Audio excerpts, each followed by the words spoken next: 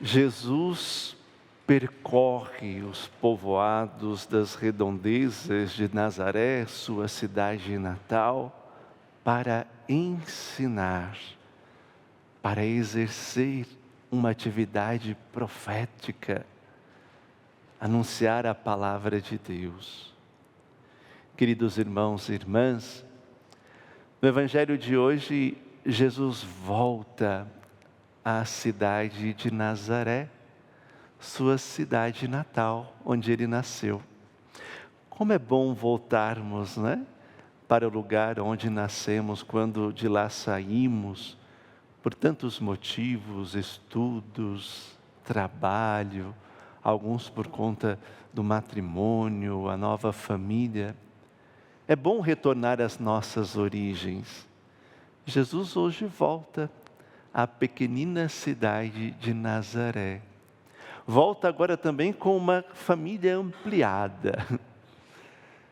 Volta com a comunidade dos discípulos, a sua nova família. Aqueles que aprendem com este mestre e profeta Jesus tudo sobre o reino de Deus, para depois continuarem a missão de Jesus. Porém, meus irmãos e minhas irmãs, quando Jesus volta à sua cidade, ele não é tão bem recebido, digamos assim, não é? É a terceira vez que Jesus entra dentro de uma sinagoga. E todas as vezes em que Jesus se coloca dentro da sinagoga para ensinar como um verdadeiro profeta, Jesus não é compreendido, não é acolhido na sua mensagem, na sua palavra, na sua missão. Por isso a liturgia da palavra de hoje nos desperta para dois tipos de Jesus. Aquele Jesus que passa em tantos lugares, sobretudo em Cafarnaum, onde ele se encontrava antes, fazendo bem, curando tantas pessoas, libertando as pessoas de tantos males, fazendo tantos milagres. Esse Jesus é sempre acolhido, sobretudo pelo povo, pelos mais simples.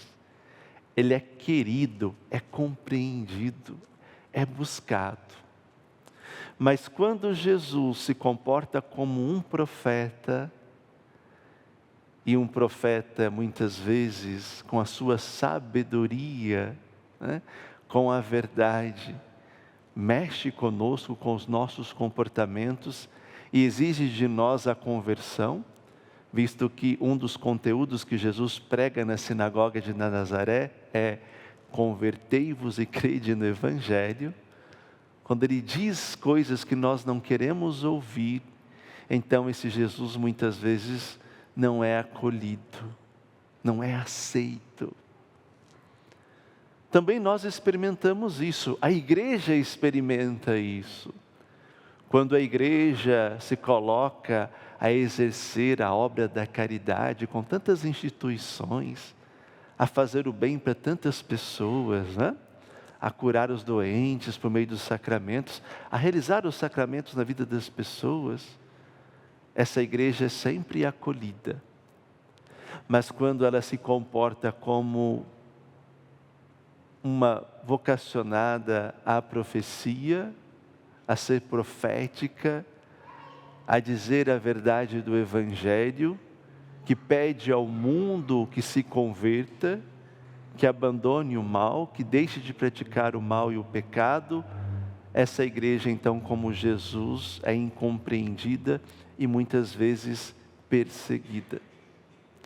Também nós, pessoalmente, quando damos algo a alguma pessoa, quando fazemos o bem a alguém, também somos queridos por muitos.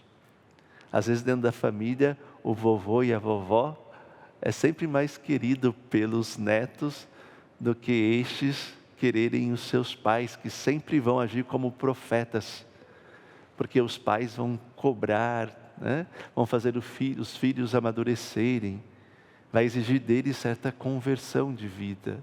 além de dar algumas coisas. O vô e a avó, né, é sempre aquele carinhoso, bondoso, às vezes educa também, em algumas situações até mais do que os pais, não é assim? Né? Mas quando se exerce esse munus, esse serviço, esse ministério de ter que ensinar e dizer a verdade, isso nos incomoda. Aqui nós entendemos por que Jesus, no final do Evangelho, né, vai ficar surpreso com a falta de fé dos seus conterrâneos, dos seus familiares, da sua comunidade natal. Porque eles não são capazes de compreender, de acolher a novidade trazida por Jesus. Nazaré é uma cidade pequena, eles foram educados, moldados na lei, na grande tradição. Como tradicionalistas, eles têm dificuldade de compreender esse Jesus que prioriza a pessoa em vez da lei. O amor ao próximo em vez de um certo legalismo. E isso, é claro, incomoda até os seus familiares, a ponto de Jesus dizer: um profeta só não é bem acolhido na sua pátria, entre os seus familiares e os seus amigos. Queridos irmãos e irmãs, acredito que todos nós muitas vezes experimentamos isso, sobretudo dentro da família, né? Quando temos que tocar em determinados assuntos, resolver determinados problemas, quando nós temos que chegar à verdade. Por isso que a atividade profética é carregada com essa situação, muitas vezes, de perseguição, de incompreensão, de dor. As leituras primeiras deixam muito bem claro isso. O profeta Ezequiel é enviado ao povo de Jerusalém para que esse povo saiba ao menos que existiu entre eles um profeta, diz o Senhor. Quer aceitem ou não aceitem, este povo que diz o Senhor, um povo rebelde, né, que eles saibam que existiu entre eles um verdadeiro profeta, uma boca de Deus. Né? O que animou esse profeta a exercer a sua missão? O Espírito Santo de Deus. É bonito isso na primeira leitura, né? Quando o profeta diz assim que o Espírito o inundou e o colocou de pé, e Deus disse aquelas coisas para ele, ele encontrou força, ânimo para ensinar. Esse é o segredo de vocês, pais, avós. Não tenham medo de dizer a verdade. Não tenham medo de ensinar a verdade, a boa nova. É uma semente que se lança e que mais tarde, quando passar as tempestades da juventude, da adolescência, das nossas crises, essa semente vai germinar, vai crescer e na força do Espírito Santo vai produzir os frutos. Mesmo que isso gere muito sofrimento para você, como um Paulo diz declaradamente na segunda leitura de hoje, escrevendo a sua segunda carta à comunidade de Corinto. Paulo diz: eu sinto espinho na minha carne. Esse espinho é exatamente porque Paulo se coloca ali como um verdadeiro missionário, profeta, anunciador do reino de Deus, e isso provocou em sua vida e na vida de muitos cristãos e apóstolos a perseguição e a morte. Mas quando Paulo grita socorro a Deus na oração, Deus diz a ele: basta-te a minha graça, Paulo.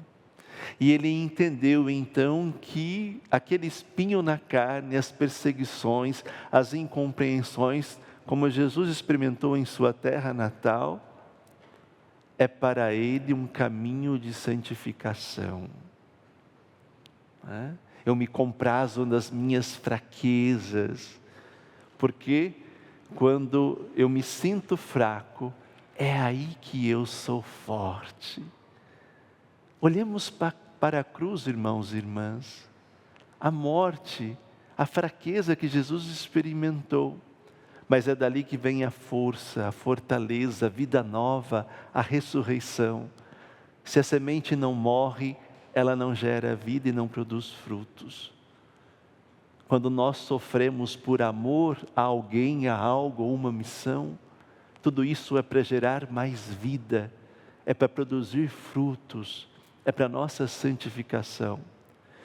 Mesmo porque o cristão, ele não se envergonha das suas fraquezas. O soberbo, o grandalhão, o poderoso, acha isso ridículo. Mas o cristão não. Porque o cristão, diante de suas fraquezas, ele se compraz, porque ele tem dentro de si apenas aquilo que ele recebeu de Deus, a capacidade de amar e perdoar. Por isso ele se torna forte. Quando lhe batem numa face, ele não revida, ele oferece a outra.